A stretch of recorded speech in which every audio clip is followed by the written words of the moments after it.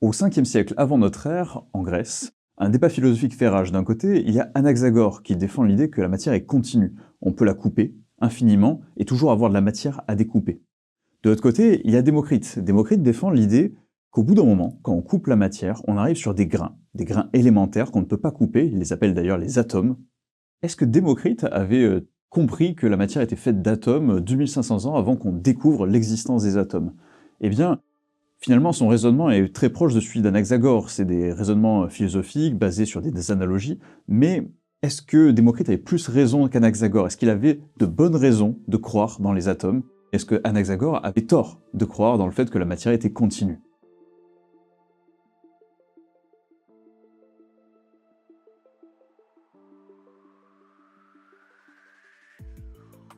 Dans cette 5e vidéo d'hypnologie, on va s'intéresser à comment on arrive à de vraies croyances, mais surtout comment on arrive à de fausses croyances. L'exemple de Démocrite qu'on a vu nous permet de poser une question. Est-ce que Démocrite savait qu'il y avait des atomes, ou en tout cas que la matière était constituée d'atomes? Eh bien, pas vraiment. Est-ce qu'à l'époque, il était justifié pour le croire? On ne peut pas dire ça. C'était un pari risqué. Et il se trouve qu'il a eu raison, mais pour des raisons qui sont indépendantes de sa justification. C'est pour ça qu'en philosophie, une des définitions de connaissance, c'est une croyance vraie, justifiée. Une croyance, quelque chose qu'on tient pour vrai. Il se trouve que on a de bonnes raisons de le tenir pour vrai parce qu'on a cette justification, et que cette justification fait que notre croyance correspond à la réalité. C'est une croyance vraie, justifiée. Ok, prenons un autre exemple pour rendre ça un peu plus concret. Imaginez quelqu'un qui tire 2 dés et cache le résultat à votre vue. Et il vous demande, est-ce que vous pensez que la somme des deux faces fait 12 ou pas? Vous avez le choix entre oui ou non. Ce sont vos deux seuls choix. Qu'est-ce que vous croyez? Est-ce que vous croyez que la somme des deux faces fait 12 ou pas? Les probabilités nous disent que c'est assez peu probable que les deux faces fassent 12. Il n'y a qu'une seule chance sur 36, donc le plus rationnel là-dedans, c'est de partir sur le fait que non, les deux faces qui sont sorties ne vont pas faire 12. Imaginez maintenant que, en découvrant les dés, vous vous rendez compte que les deux faces font bien 12. Est-ce que vous avez eu tort de faire ce pari? Est-ce qu'avec les données que vous aviez au départ, vous auriez dû changer votre choix et en fait dire oui? Eh bien, pas vraiment. En réalité, ce qui compte, c'est pas tellement le fait que ce soit vrai ou faux, mais c'est que la justification ait été raisonnable, que la justification avec les données que vous aviez, vous emmène vers le meilleur choix possible, même si en définitive, c'était le mauvais choix. Dans ce cas-là, vous êtes arrivé à la mauvaise conclusion, mais pour des raisons tout à fait raisonnables. A l'inverse, quelqu'un qui aurait parié sur un double 6, qui aurait parié sur le fait que la somme fasse 12, il aurait fait un pari qui était très risqué, qui était déraisonnable, et même s'il avait eu raison, il aurait eu raison pour de mauvaises raisons.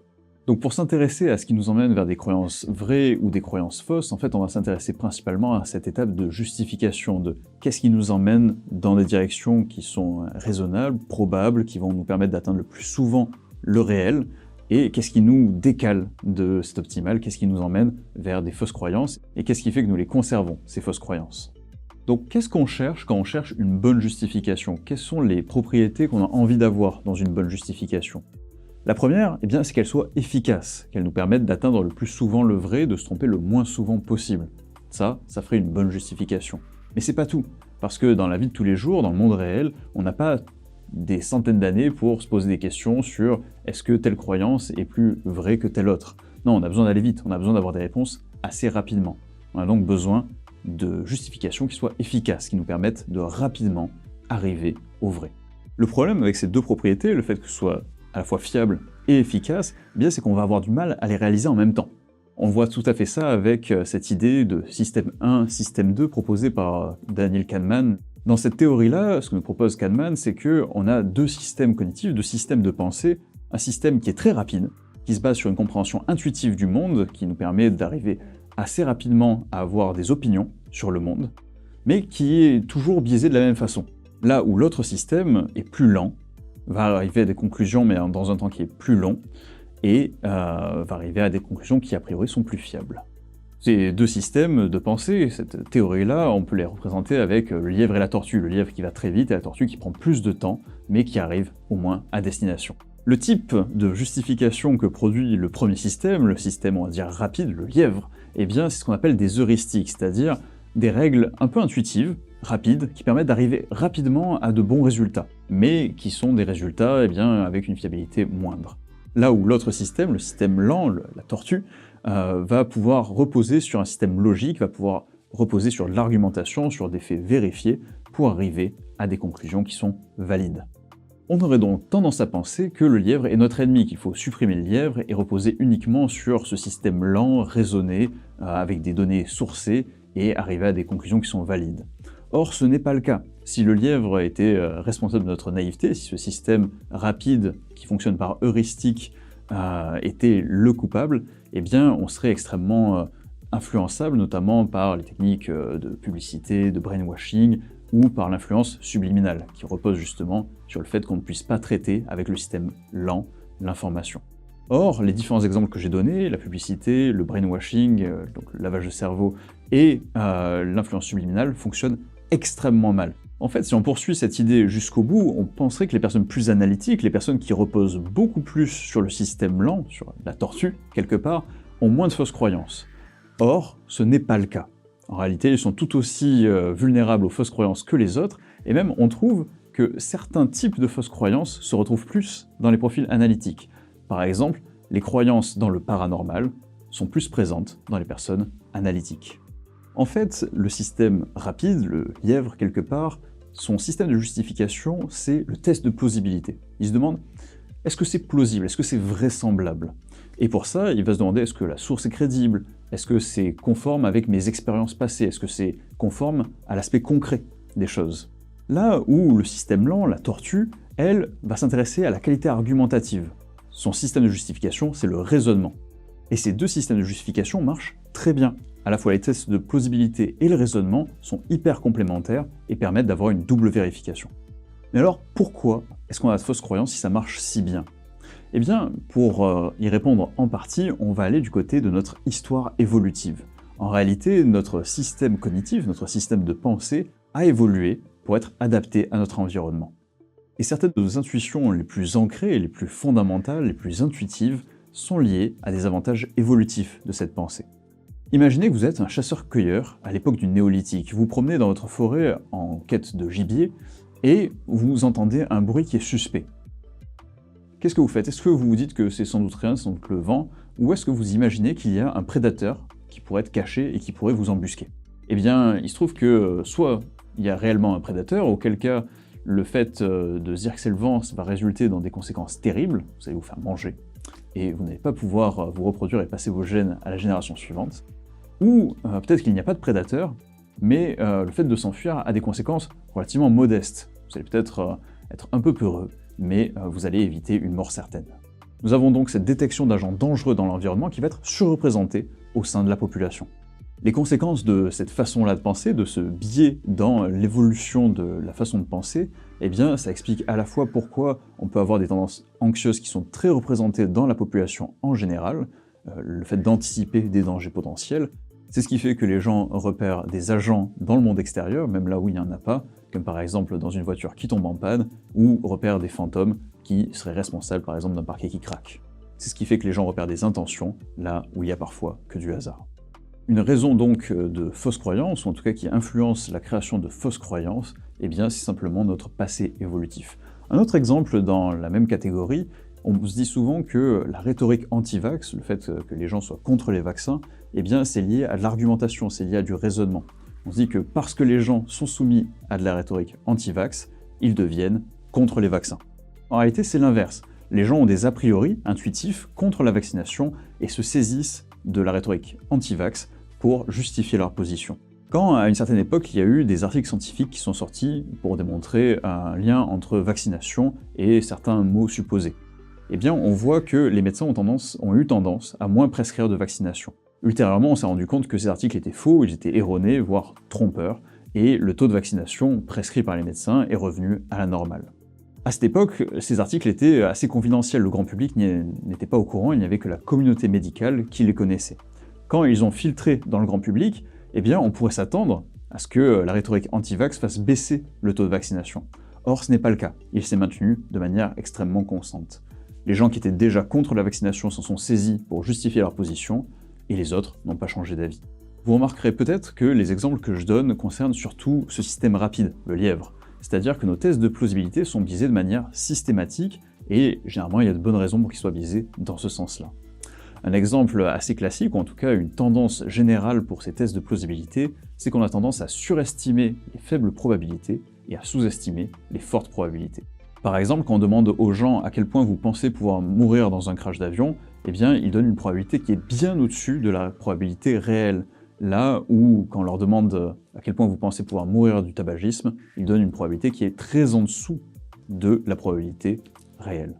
Au-delà de l'aspect évolutif qui vient influencer nos croyances, ou en tout cas les biaiser dans certaines directions, il y a un autre aspect qui va nous emmener à avoir des croyances fausses, c'est l'aspect culturel. On va pouvoir partager certaines croyances, des fois des croyances fausses de façon culturelle, et renforcer ces croyances de sorte à ce que ce soit difficile de les remettre en question. Prenons un exemple pour illustrer cet aspect culturel.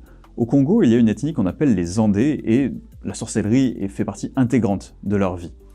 Par exemple, quand les personnes s'abritent sous un préau pour se protéger du soleil et que ce préau s'effondre sur eux, eh bien, ils vont chercher le ou la sorcière qui est responsable. Et pourtant, les Andés savent bien qu'il y a des termites qui ont rongé le bois et que c'est à cause de ça que le préau s'est effondré. Ils ont cette interprétation-là, mais ils ont aussi une autre interprétation, une interprétation magique, qui fait que, eh bien, c'est à ce moment-là précis, avec ces personnes-là précises, que le préau s'est effondré. Et cette catastrophe-là, elle est due à un sorcier ou une sorcière. Ce qui est très intéressant, c'est que cette interprétation-là va être renforcée socialement et même culturellement.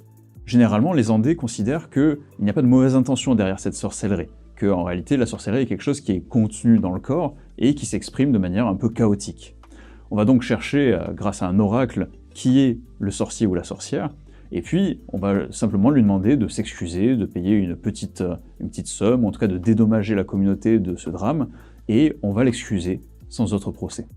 Par contre, si le sorcier ou la sorcière rejette la responsabilité, si elle ne s'excuse pas, si elle ne rentre pas dans ce jeu-là, les conséquences vont être beaucoup plus graves, ça va être beaucoup plus coûteux pour elle. Ce qui fait que, eh bien, on a souvent les personnes qui sont désignées qui vont se plier à ce rituel-là, vont s'excuser, vont faire amende honorable et vont être réintégrées dans la société de façon tout à fait normale. Ce qui fait qu'on a une situation très étrange où, malgré le fait de savoir que ce sont bien les termites qui ont rongé le bois, que le préau s'est effondré pour des raisons tout à fait rationnelles, eh bien, pendant toute la vie de l'individu, on a ces histoires de personnes qui s'excusent, qui reconnaissent avoir effectivement été responsables de certains événements, et donc ça nous paraît logique que ces événements sont bien causés par de la sorcellerie. Nous sommes renforcés culturellement dans cette croyance-là. Ces phénomènes culturels, eh bien, ils sont également présents dans nos sociétés occidentales, par exemple avec l'argent. Depuis que vous êtes tout petit, on vous apprend à échanger des biens et des services avec des billets, des pièces de monnaie, avec des cartes bleues. Et ces actions symboliques d'échanger des choses de valeur contre des choses qui n'ont pas de valeur en soi, mais qui pourront en avoir plus tard, dans le cadre d'autres échanges, eh bien, c'est une croyance, une convention, c'est une norme, et nous adhérons à l'idée, de façon très implicite et très dure à mettre en question, qu'un billet a de la valeur en soi. Pour un exemple un peu plus historique, partons dans l'époque des procès de sorcières, où on se rend compte que beaucoup de procès qui étaient faits étaient suivis de conséquences assez modestes. Généralement, c'était le couvent, quelque chose qui était de l'ordre de l'expiatoire, mais qui n'était pas aussi terrible que les bûchers qu'on s'imagine, ou la torture. Ce qui fait que beaucoup de personnes qui étaient incriminées, qui étaient jugées pour sorcellerie, avouaient des crimes qu'ils n'avaient pas commis, avant même d'être soumis à la question. Ces personnes-là pouvaient témoigner de choses qu'elles n'avaient absolument pas faites, puisqu'ils savaient qu'avouer ces crimes-là, eh bien, c'était aller au couvent plutôt qu'être soumis à la torture. Ces trois exemples, à la fois la sorcellerie chez les Andés, l'argent dans nos sociétés occidentales et les procès de sorcières, nous montrent comment des conditions particulières vont faire qu'une certaine croyance va être renforcée et va se stabiliser pour des raisons qui sont sociétales et culturelles. Le fait que la croyance soit vraie ou fausse n'a aucune importance dans ce scénario, l'important c'est qu'elle soit stable, culturellement parlant. Comme le disait William James, la vérité vit à crédit. Nos pensées et nos croyances passent comme monnaie ayant cours tant que rien ne les fait refuser, exactement comme les billets de banque, tant que personne ne les refuse. Ce qu'il voulait dire par là, c'est que nos pensées, nos croyances, tant qu'elles ne rentrent pas en conflit avec le monde, tant qu'elles ne sont pas délétères pour nous-mêmes, eh bien, on peut les conserver, même si elles sont fausses. Dans cette vidéo, on a vu plusieurs pistes qui expliquent pourquoi est-ce qu'on aurait de fausses croyances, pourquoi est-ce qu'on a des justifications qui nous emmènent dans de mauvaises directions. Mais remarquez que quand on a quelqu'un qui crache du sang, qui est pas bien et qui se dit que c'est forcément quelque chose qui est pas si grave que ça et que ça va passer, alors qu'en réalité, il a un cancer, eh bien, qu'est-ce qui fait qu'il maintient cette croyance que c'est sans doute une maladie pas très grave qui va passer toute seule, plutôt que d'aller faire des examens? Nous avons donc une question très intéressante à cet endroit-là. Qu'est-ce qui justifierait cette fausse croyance? Qu'est-ce qui permettrait de maintenir cette fausse croyance et qui n'a pas été vu dans ce cours-là? Je vous laisse me dire ce que vous en pensez en commentaire et on se retrouve dans la prochaine vidéo pour en parler.